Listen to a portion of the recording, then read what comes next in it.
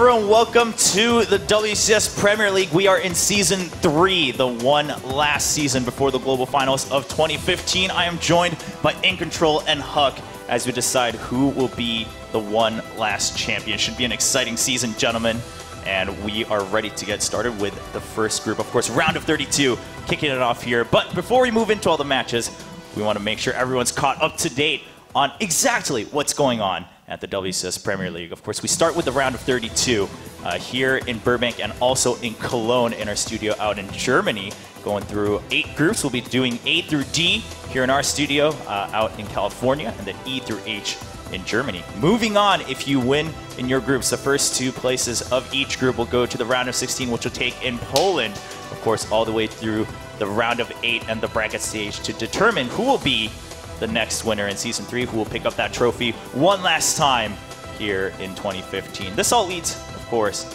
to lots of prize money and WCS points. It's pretty enticing, gentlemen. Well, absolutely. I mean, the way they pay out these players, it's really, really nice. We're making jokes earlier, but I remember a time playing for the game where the grand prize was $2,000, and that's not even pictured here because you've already pocketed that money. And the WCS points, of course, earning you towards the greatest prize going to the big tournament, BlizzCon. It'd be amazing. Yeah, of course, the global finals happening at BlizzCon. That's what everyone is vying for when they're playing in WCS. And, you know, that first prize could mean a lot for some of our players here. We're taking a look at that right now. Again, it's just the top 16 in the global rankings that will be making it to the global finals. And when we look at it for our first 4 groups, we have Hydra and Polt already in the top 16. But after that, it's looking like a tough run for the remaining players. Of course, Hydra, I believe, 100% confirmed to be moving on to the global finals. Polt, more or less, pretty much at 99% confirmed, even if he isn't able to take that first prize this weekend. But for the other ones, I mean, we were talking about this earlier. Chris, Jaedong already only at rank 37. He needs to win the whole thing to sit comfortably going into November. And that's basically the only choice, and he's the closest. That isn't even to mention someone like Harstum.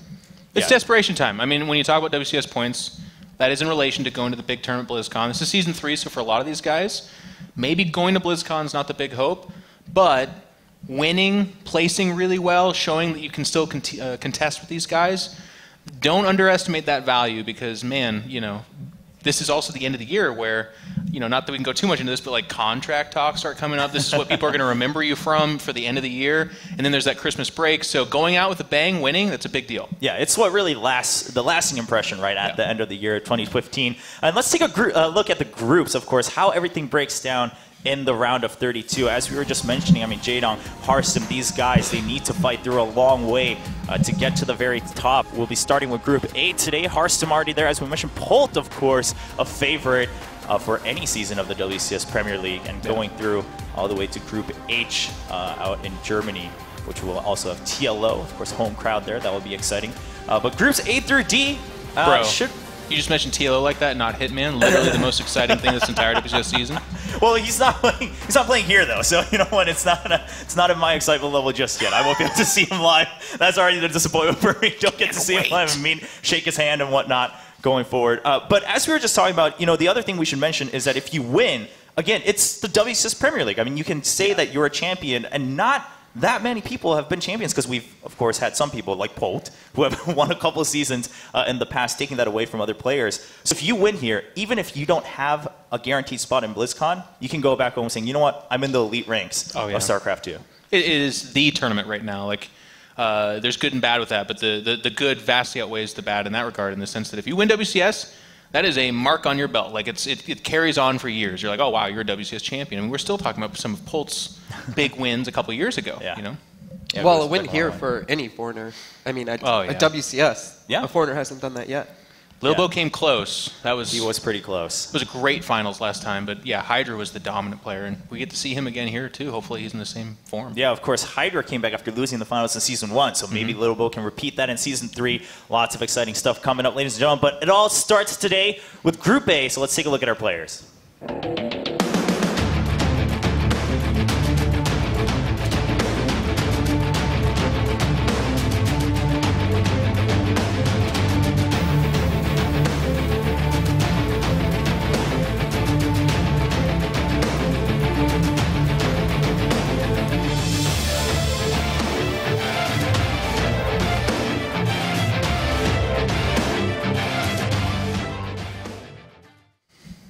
All right, Harstem, Major, Betrayus, and Polt in Group A. The first match is coming up shortly. We'll to review those. But let's look at the group as a whole right now. Obviously, Polt stands out as a huge favorite in this group. I mean, again, he's a multi-time champion in the WCS Premier League and overall a dominating player in StarCraft 2. He is the guy with the target on his back. You know, he had made the bold statement, which ended up not being possible, but he said, I'm going to win all 3 WCS seasons this year. But he had a good run. In fact, facing Harstem in that first round of the 16 in the finals, so that'll be an interesting potential rematch. But yeah, looking at this group, it's like, you know, it's make or break for a lot of these guys. Harstem, the joke is year of Harstem, but it's been fairly disappointing for a guy as good as he is. Major, also one of the kind of, you know, West Side really good players, but again, not really breaking out. It dates back to MLG where he was having decent runs, but never really capitalizing in like a top 4, top 3, or certainly even higher than that.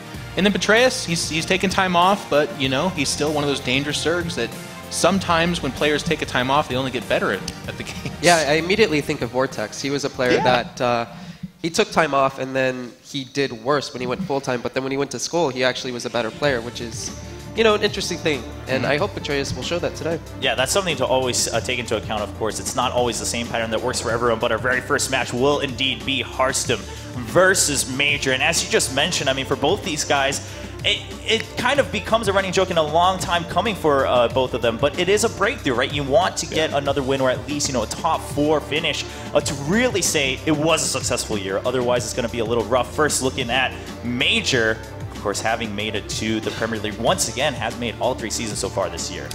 He's been charged with the job of being a potential Polt assassin. So I know he's playing Harstem in this first match, but it's kind of funny. Like, Major is one of those foreigners who actually in the TVT matchup in particular is very dangerous, so it's a little bit scary to see him in the same group as Polt, where Polt, you know, Rotterdam was talking about this earlier, if Polt's ever going to lose in a tournament, it's in the earlier rounds, actually, more often. It kind of gains power as we go on, and then we have the contemplative Harstem here, who is better than I think his results have shown.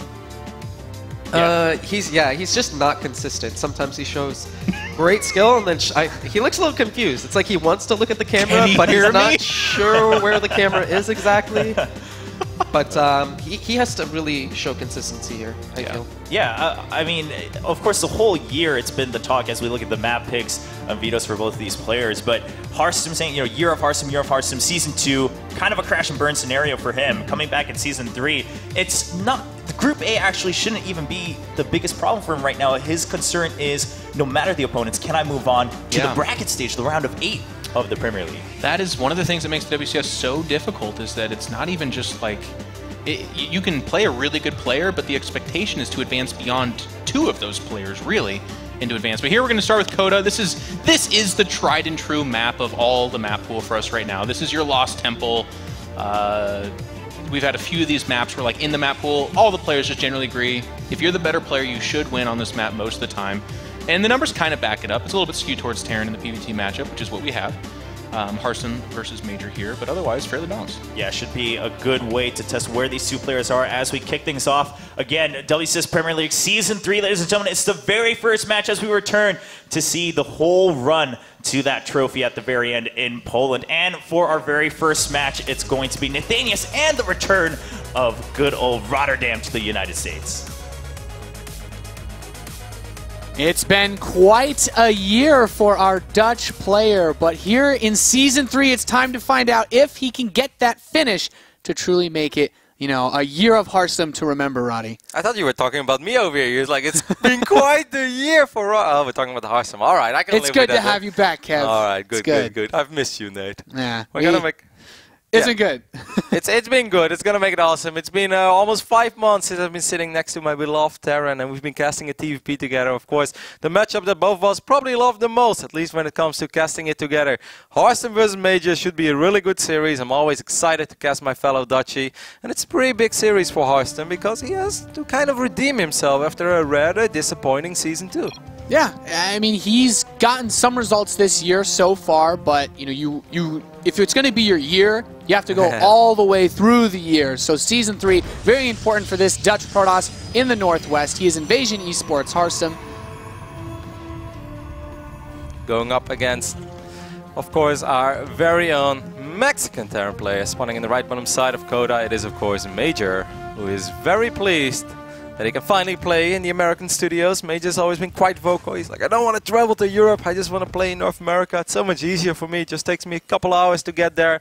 First 2 seasons, of course, Major did play his round of 32 matches in Germany. It didn't go all that well for him. Major is a player, Nate, that if you tell me he's going to make it to the round of 32 3 times, I expect him to make it to the round of 16 at least twice. But he hasn't done it yet so far this year. He's done it twice in the past, but that is a long time ago. That's an interesting gateway over here by Harstem. So of course Major probably looking at this group being like, alright, Polt, well, Polt is always difficult, but if there's one player in WCS that has a pretty damn solid win ratio against Polt, it's Major, you know. Polt has won slightly more series than Major, but Major has taken a couple of big series off Polt as well. And Harstem and Petraeus are both very strong and very well respected players. But I know Major, and I know his mindset. He looks at his group thinking, I'm going to advance from it. Yeah, for sure. Like Major, and I think even especially looking at Polt, when the TVT results, like in the WCS system, in the history of this tournament, even when it was just WCS America last year, Major took big series off players like Polt, off players like Tasia as well, and that is an area where Polt also showed a bit of weakness all throughout last year. And for this season, it does open up the door for some interesting things to happen, because Polt, you know, as strong as he's been this year, he has dropped series to less favored players like TLO in the round of 32 last season, for example. I mean, of course, Polt comes into this group as the big favorite, but if there is one moment in general where Polt looks sometimes vulnerable, especially when it comes to playing against foreigners, it could very well be the round of 32. Harstem actually said this as well. I was on the plane, not next to him, but we chatted quite a bit at the airport, and while we were traveling with each other, he's like, well, you know, Harstem feels very confident too, by the way. He absolutely thinks he's going to make it out of this group. And he said, you know, Polt is good, but most of the time in the round of 32, it's not the same Polt as you see in the quarterfinals or the semifinals. So our Dutchie is very confident as well, and I really think that we can prepare ourselves for a pretty damn good series.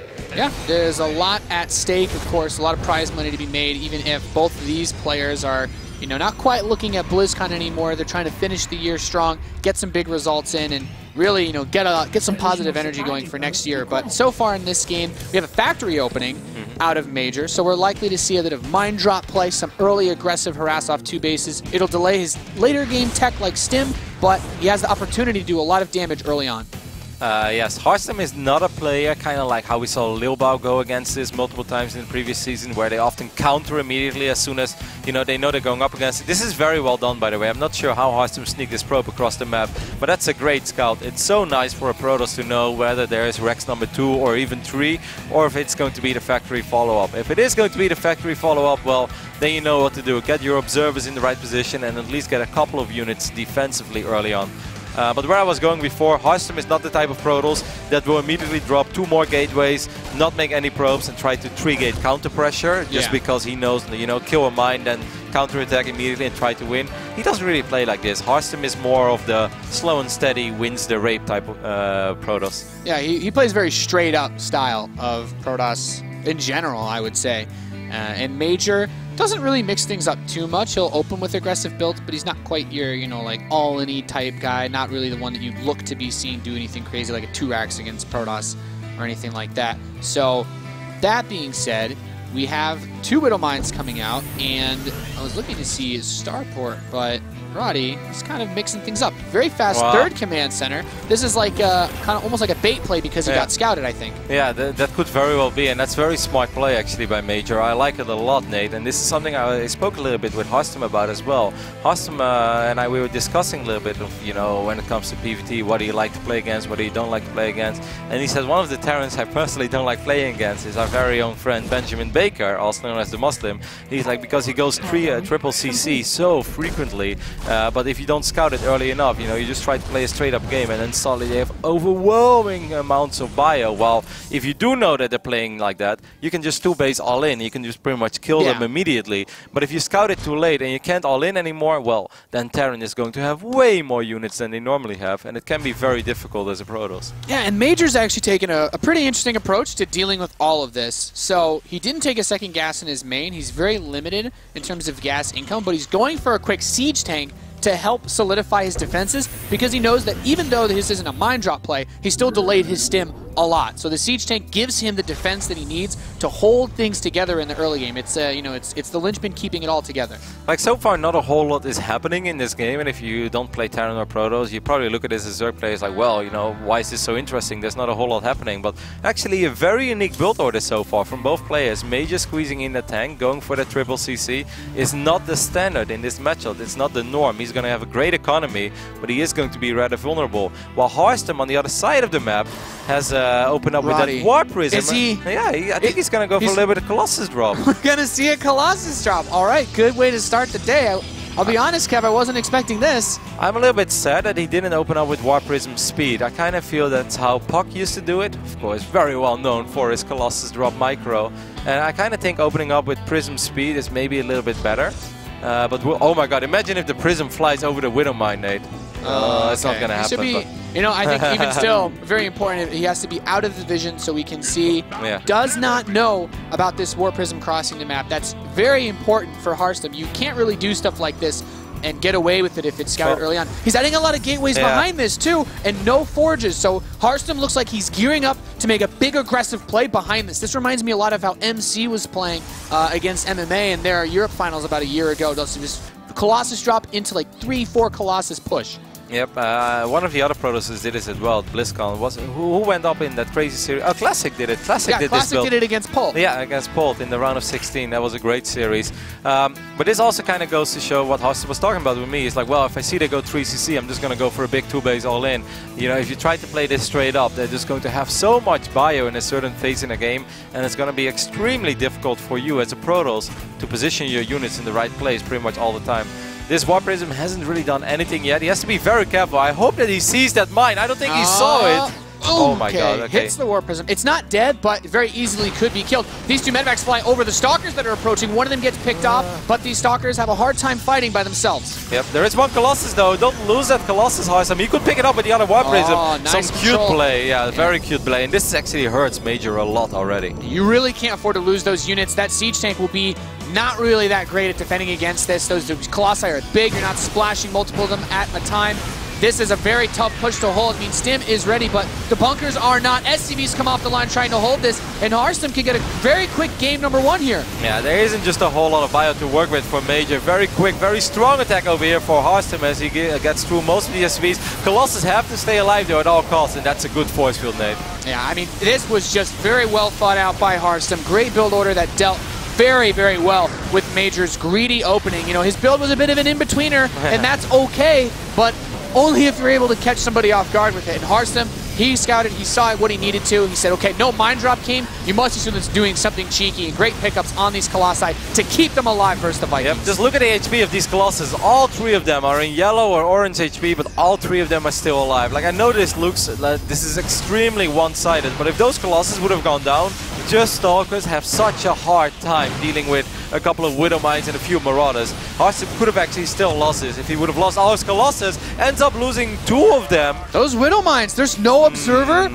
with this force. So Harstem's actually having a really hard time breaking Major, who is dropping his mules presently at that 3rd base. Yeah, Harstem has to be very careful. He has to finish this soon, but is there really no observer on the map? I mean, a Zealot or 2. There he has 2 observers. Wait, it's even close by. Yeah, it's so close. No. Harstem, okay, he's still in a good position. He has another one coming. I mean, he should still be able to do it, but if he loses things a lot harder for himself. If he loses the Colossus, though, then it's a completely different ball game.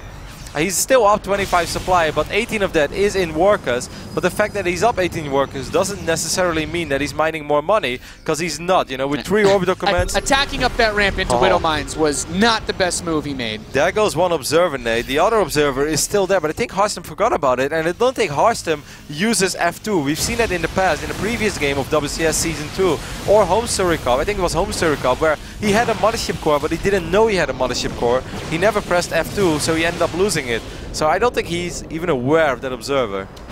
Yeah, this is a pretty tense moment. Killing this command center is very important, though. This was a big part of the early in-game investments that Major made. If he survived this push with it, it would have been nice, but now he's going to come down. He's going to fight this army. That Colossus is picked off. Oh, is there enough gateway force here to actually win this game, though? This gateway force is pretty weak. Like, we're looking at unupgraded Zealots and Stalkers. I know there is 63, 71 armies play right now for the Protoss, but this army of Major, if he has one more meta effect, I actually think it's stronger. Major might be able to make an... Okay, there's one more Colossus now. That changes everything. Yeah, it's that one Colossus. All these units will clump up trying to chase this army down, and those Vikings are also landed, so the probe gets sent forward actually to try to tank the Widow Mine shot. The Zealots come up. There's the force field. SCVs get pulled. Command Center lifts off to try to get around those force fields, but this Colossus holding the back line of this army should be enough with the spread to take him out. GG is called, and Harstem picks up game number 1. Wow, that was a great decision by Harstem to rally one more Colossus across the map, because without that Colossus, with 70 army supply of unupgraded units,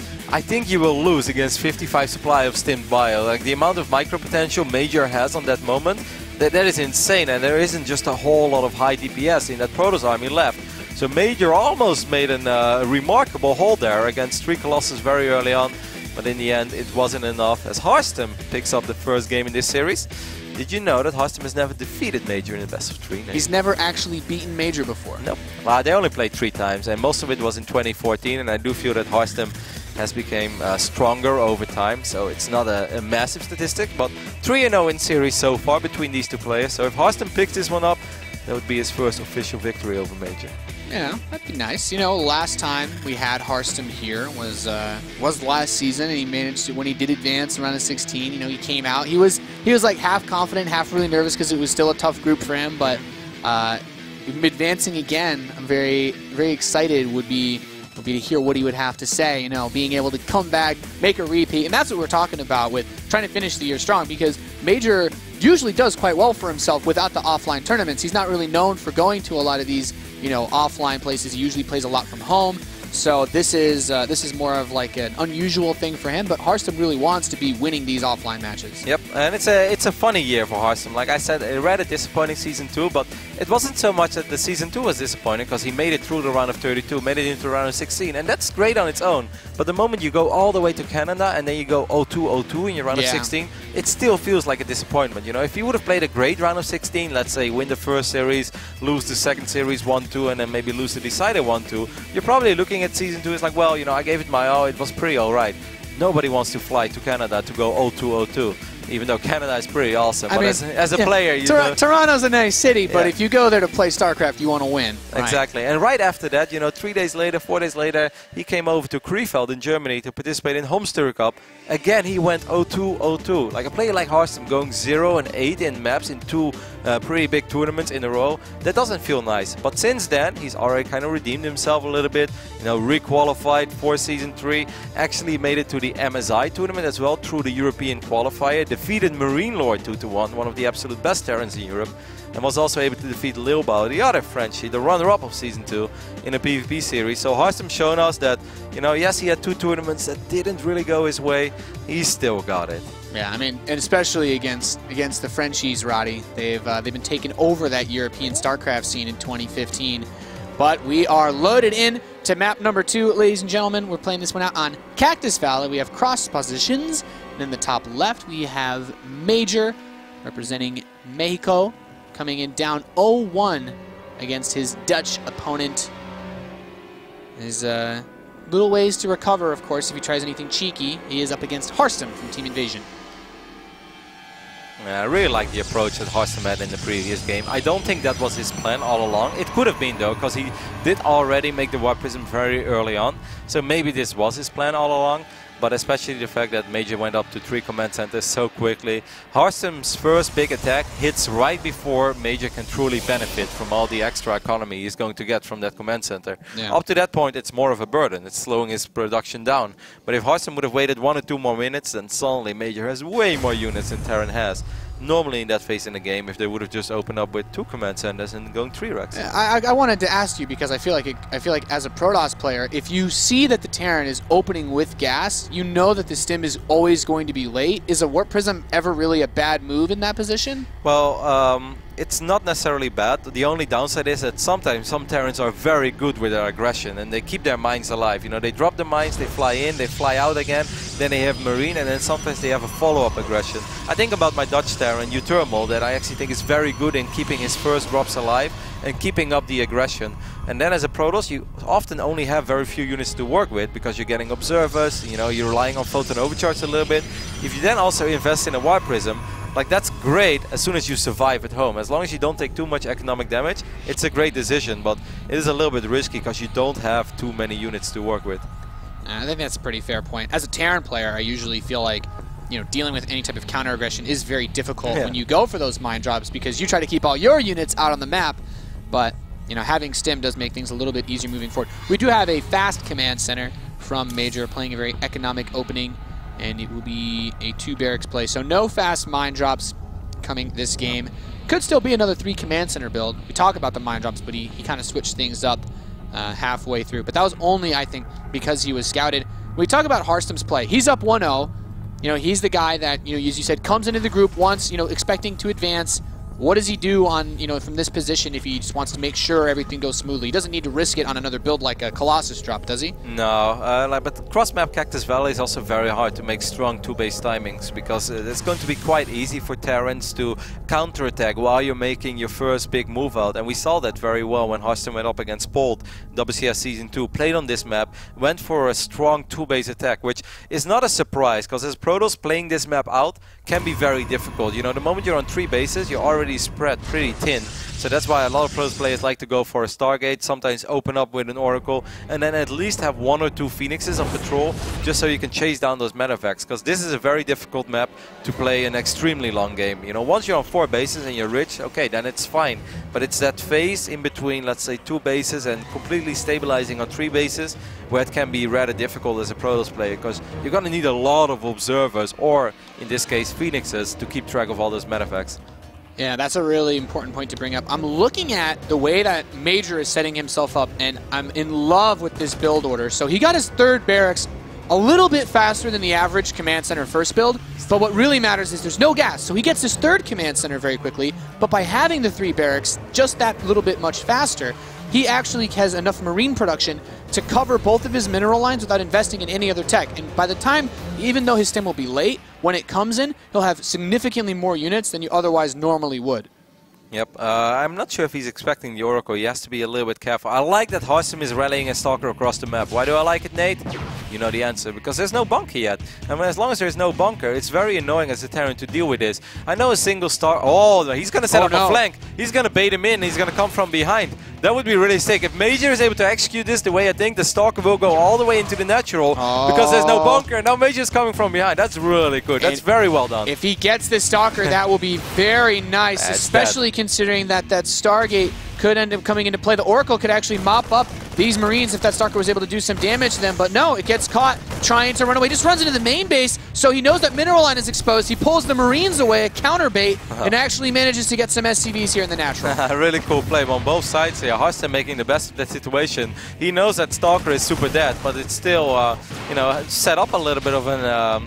you know, an open area for that Oracle to fly in and do some economic damage. And now that Stalker, look at the second Stalker, he just runs by. I'm not sure if this is the greatest move of your second Stalker, but that first Stalker in the main base, you know, has been able to get a couple of SCVs here and there. And it's a brave boy sacrificing that Stalker for an extra SCV, but... 10 workers ahead, but it is triple command center after all. Robotics bait down already. I wouldn't be surprised if Harstem goes for another very big 2-base Colossus deck. There should be a Colossus on the map by the time Stim is done, so...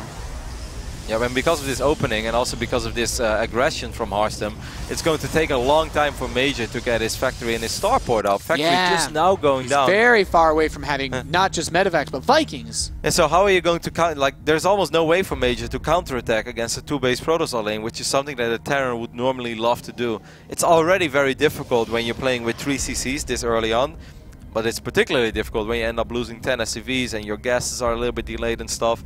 If I know Harstem, I wouldn't be surprised at all to see him go for another big 2-base attack. Yeah, as we can see, Harstem knows that 3rd command center is there. He knows that everything is significantly delayed, especially since he didn't see a factory or starport when he was originally pushing in with that Stalker. Don't want to lose the Oracle, though.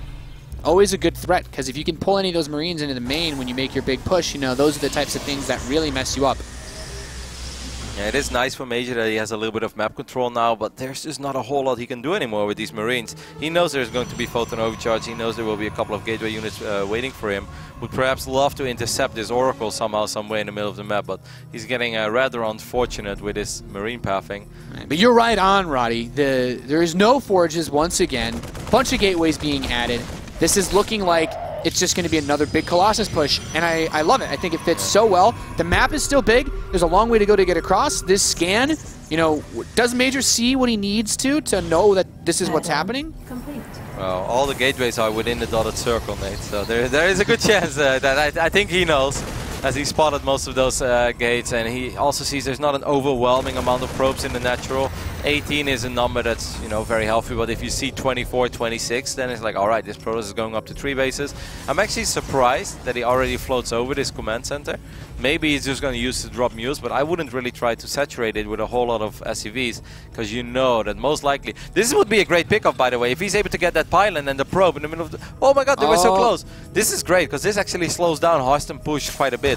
Very nice by Major. This is a massive pickup. Denying this is really, really nice. That warp in field, you really need it to reinforce the attack and actually kill your opponent. Since he's still got another Colossus being rallied across, he has not built anything like a warp prism to reinforce like he had in the last map. Yeah, I still don't really get why Major has SCVs over here on the low. Oh, he's gonna get the orb. No, no. Oh, scans for scan. it. He Well shoots, done. he scores. Well done there. Excellent job. Now Major is going to evacuate those SCVs because he realized he had, you know, they were going to die anyway. He's going to leave the orbital there for now. A single bunker is nice, but shouldn't keep it alive for a whole long time because there's plenty of force fields to work with as well. That Immortal in the back really helps to knock those few Marauders down in those bunkers. This is just a very difficult hold once more for Major. He has a great economy. He's definitely out-mining Hearthstone, even when he's only mining off 2 mineral lines. But the biggest problem is just his starport was so late, so he doesn't have Vikings. Oh, this next wave, this really makes the army so much more scary.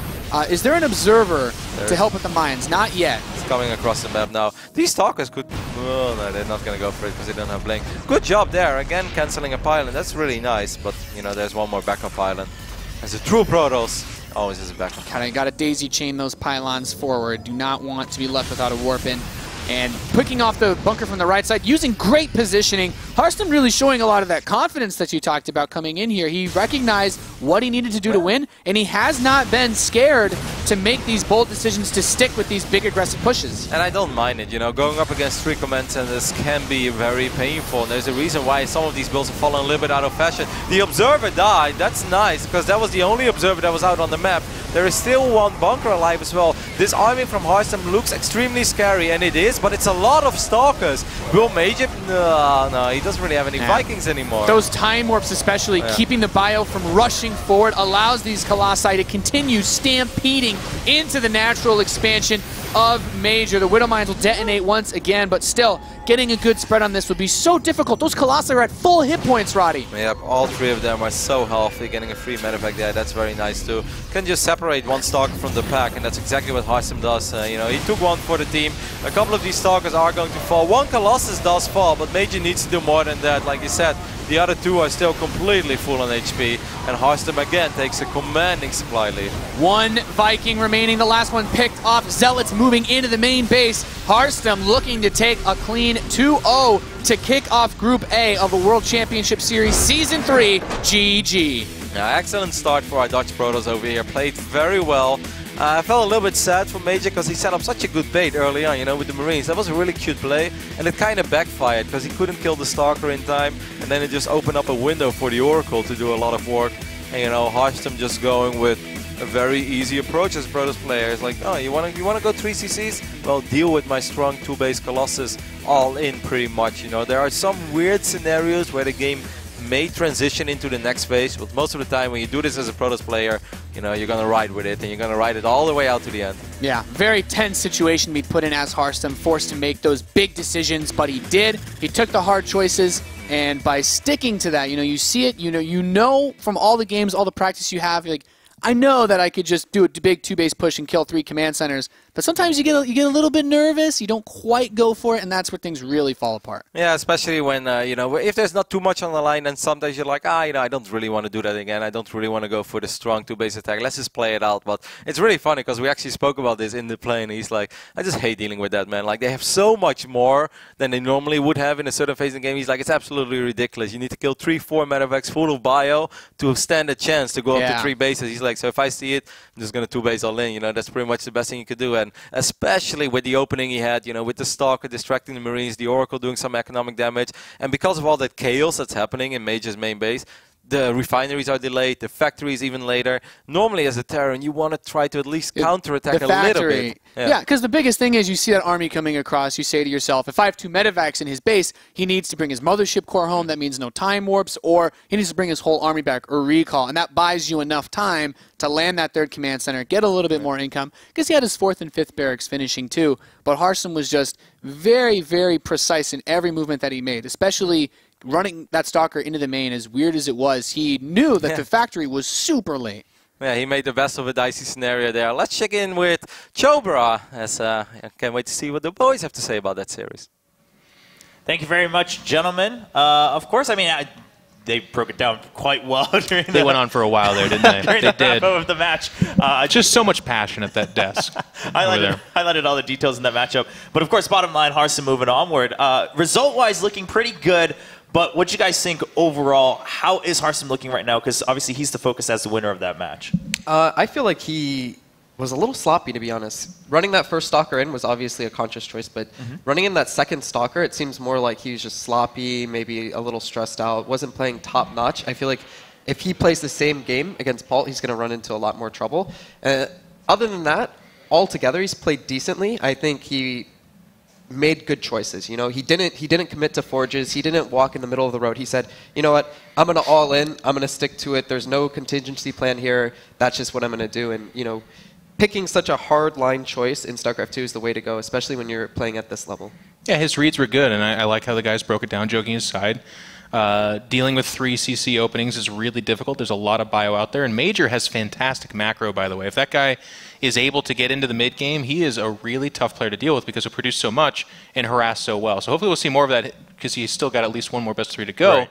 But yeah, Harsum looking good. And to Chris's point, I absolutely agree, but it is the first match of the day, so he played sloppy but was able to advance. That's like the ultimate scenario, because then you're like, okay, butterflies are out. Yeah. I feel good. I know that it's probably Polt coming up next as long as he takes care of business. And like Chris said, if he plays like this against Polt, probably not going to advance, or at least not past Polt. But if he can clean it up a little bit and give him a run for his money, it'll be a great match. Yeah, obviously there's some other motivation there too. We talked about this earlier. A bit of a rematch coming in from Season 2 finals from Toronto, where Harsum wasn't able to perform that well against Polt. Like you said, that's a big point. Whenever you're on stage for anything, right, you always have to assume you can't always perform 100%. So if you get the mistakes out early, you're like, all right, that's my 1%. Here's my 99 left. For most likely, Polt, of course, could be Petraeus, so that match coming up. On the other side, let's talk quickly about Major before moving on. Major, most likely looking at Petraeus there, and then maybe a rematch against Harsum or Polt going forward. Where do you see Major right now in Group A? How does he stack up against the rest after having seen him for Game 1? I don't think he's in bad shape. I think anybody in this is thinking, all right, whoever's going to go up against Polt, theoretically, is just going to lose. And it's going to be between us 3 right now. So I think he's just thinking, you know what, I'm going to go up against another foreigner. I'm going to go against Petraeus next. It's not going to be such a big deal. And then I'll probably get my rematch versus Harsum. And I feel like he still has a really good shot. His PVT or his TVP is on point. He just needs to, play a little bit cleaner. Major's in an okay spot. Yeah, I agree fully there. Like, even if in the worst case scenario for him and for a lot of players, let's say Polt does trip up and Harsum beats him, Major is one of those guys that is tooled to actually beat Polt and eliminate him in the round of 32, which would be a very big upset, but is not outside the realm. Like sometimes analysts and casters are like, what if? But in this case, what if? You know what I mean? What I'm saying? It's like actually possible. So he's in an okay spot. I think we're all discounting Petraeus, and maybe we'll look like ignorant slobs when like Petraeus comes out and just monster modes on people, but probably not. So for the most part, I do agree with Chris. I think it's down to, we say 3, but maybe it's really just the 2. Like maybe we see a rematch with Harsum and Major later. Could be very well the case. Of course, right now we have to find out who's going to win the next one. It's going to be between Polt and Petraeus. Ladies and gentlemen, we'll be back after the break for game number 2.